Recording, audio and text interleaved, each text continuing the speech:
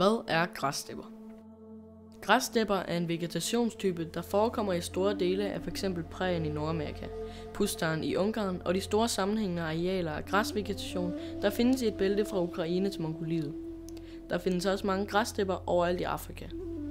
Faktisk er over halvdelen af Afrikas areal dækket af græsstepper. De findes også i Australien, Indien og Sydamerika. Man kan genkende græsstepper på, at de er forholdsvis flade og er rimelig øde. Subtropiske græsstepper er egentlig bare en form for savanne. Dyreliv på græsstepperne. Vi har valgt at fordybe os i få, men kendte dyr. Thomson-gazellen. Thomson-gazellen er en af de bedst kendte gazeller. Hvis du ser en gazelle på et billede, er det højst sandsynligt en Thomson. Denne form for en gazelle kan findes i antal over 500.000 i Afrika og er anerkendt som den mest almindelige type i Østafrika. Thomson-gazellen lever mest i dele af Kenya og Tanzania. I den våde årstid spiser gazeller primært frodigt grønt græs. I de tørre spiser den løv, buske og kløver. Gazellen har udviklet et syn, som er specielt udviklet til dens rolle som bytte. Herimod har f.eks. geparden udviklet et meget frontalt syn. Det er det, der på engelsk hedder co-evolution, når den ene part udvikler et træk, og den anden derefter udvikler et modtræk for at klare sig. Geparden er verdens hurtigste pattedyr. Den har en længde på ca. 1,3 meter. Den er herudover også 60-90 cm høj. Den gennemsnitlige gepard vejer omkring 60 kg. Geparden adskiller sig fra andre kattedyr på flere punkter. De fleste kattedyr er tilpasset et liv i skovmiljøer og anvender en jagtteknik, hvor de sniger sig ind på byttet.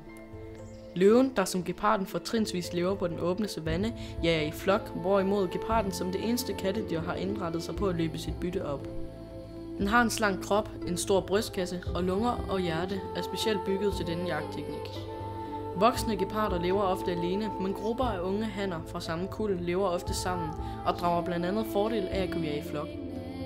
Der er cirka kun 7.000 tilbage i verden i dag. Dens foretrukne bytter er antiloper, gazeller og andre mindre pattedyr.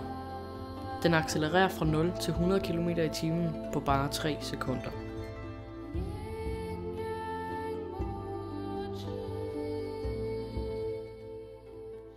Mennesker og overlevelse på græsstepper. Vi mennesker er selv udviklet på det afrikanske kontinent, og herefter udvandret til andre dele af verden. I dag er der ca. 3.000 stammer tilbage. De lever stadig, som deres forfædre gjorde, og beholder derfor stadig de samme traditioner. Overlevelse på savannen er ikke en let kamp at overstå, på grund af, at der selvfølgelig ikke ligger en superbrus lidt længere ned ad vejen. De fleste skal gå op mod 10 km bare for vand, som ikke engang er rent.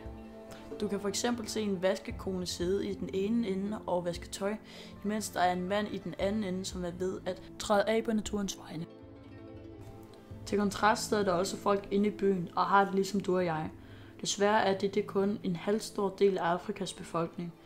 Det er derfor, der også er oprettet så mange støtteorganisationer til at få ting som medicin, mad, rent vand og huse dernede til. Udover mad og vand er der også andre udfordringer, f.eks. myg med følgesygdom og andre dyr som løver og andre katte.